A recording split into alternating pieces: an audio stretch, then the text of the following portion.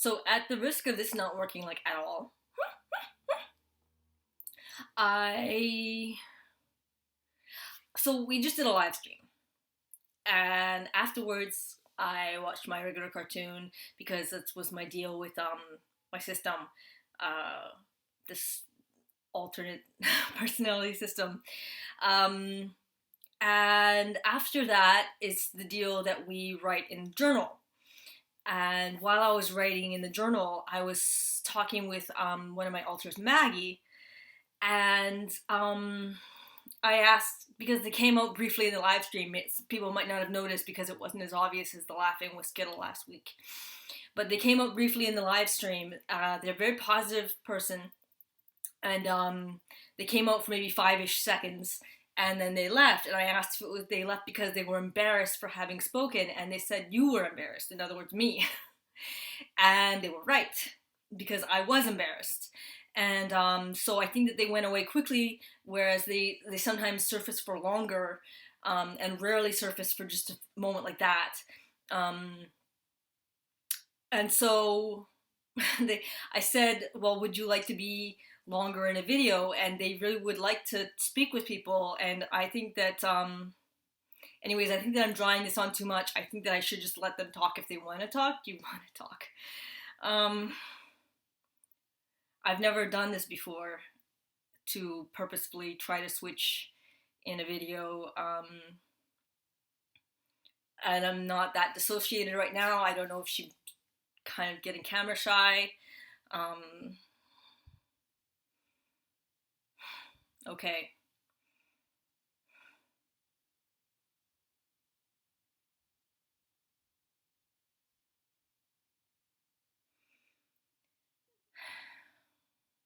I kind of sent her.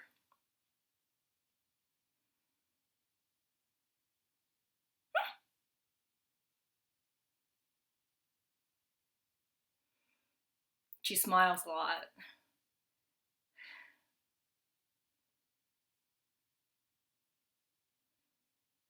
Maggie, you wanted to talk about how I don't always react very well to you guys.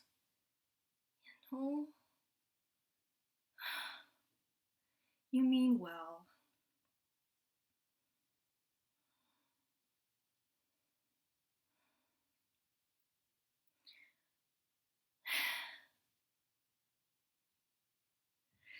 Melissa means well.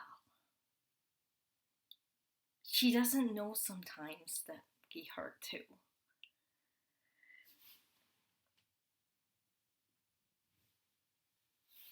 But she says something sometimes, making fun. But she thinks she's making fun of her, but she's not.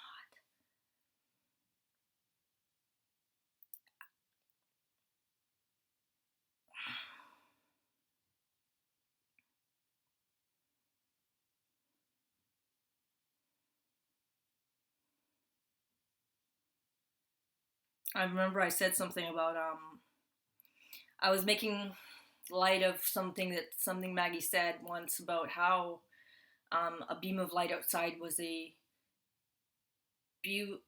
from a lamppost, a beautiful artificial rainbow with just one color, and I said it kind of making funningly. Not that that's a word. You know, that was really hurtful. I have feelings too. I don't like not being happy. That's sad. I don't want to talk about that no more. I like being. I can be happy sometimes too. I don't need to talk about sad things at all. I'm really good at talking about really positive things.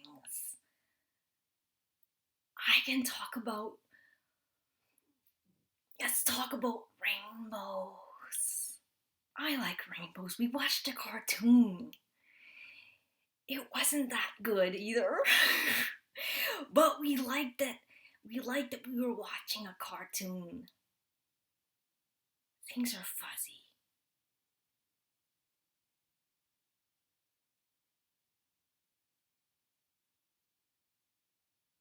Things are really fuzzy.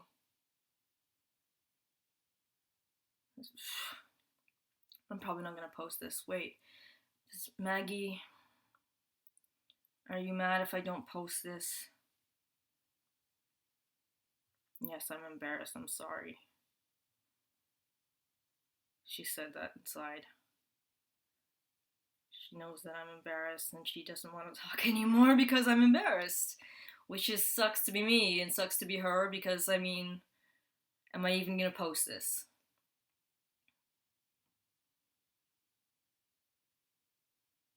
Yeah, I'm sorry too, Maggie. I'm sorry I'm not very brave. I wanted to allow Maggie to make this video because I hurt her feelings during the live stream by feeling embarrassed when she talked and trying to regain control. And then I kind of felt badly and I wanted to make up for it, and I don't even know if I'm going to go through with making up for it. So that's how good of a person am I. I'm just kind of worried with all the Trisha Paytas stuff that this is going to be perceived really badly. And Trisha Paytas means well. She must be a good person. Everyone's a good person. Everyone gets to be good but me. That's not true, Maggie. Everyone's good but Maggie doesn't have that much self-esteem, apparently. Maggie, you're not a bad person.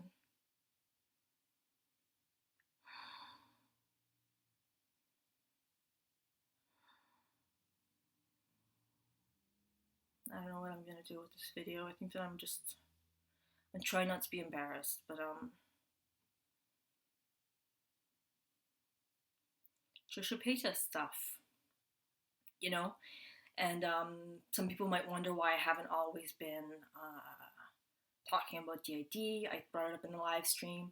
You know, things like this didn't happen until, well, I mean, I used to dissociate my entire life. I had problems with believing that I was real. I had problems with believing that I existed, and once in a while I would switch. I just didn't realize that that's what I was doing. I was co-conscious usually. But I think that until I was assaulted at the hospital last year and that things were triggered, that I didn't really feel this way in terms of the degree of the dissociation wasn't set off to be what it is now. And also I'm in therapy now, and I'm with someone, I'm working with someone, a therapist who is actually not giving up on me, and I feel that it's giving me a chance to actually work on things.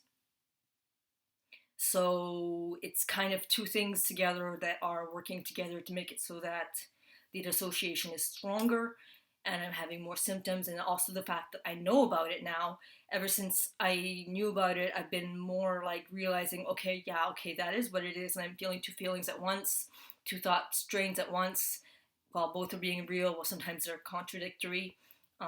And the more that I realize that it's actually not mania or whatever else that I was trying to convince myself that it was, the more that I try to accept it, the more that they talk to me, the more that we communicate, the more that things go on, the more everything. So I think that it's not necessarily because that I didn't used to talk about it that this isn't real now. I think that it's just that the things are kind of pivoting now in terms of my symptoms, and most of the time people with dissociative identity disorder do not know that they have it. For the most part, they do not know that they have it. It's often very much pointed out to them, the way that it was for me. I had no idea. I had no clue. And then it was pointed out to me, my psychiatrist actually is the one that told me. So, anyways, I'm going to try to consider putting this video up. And I really think you should. I'd like you to put the video up. Right.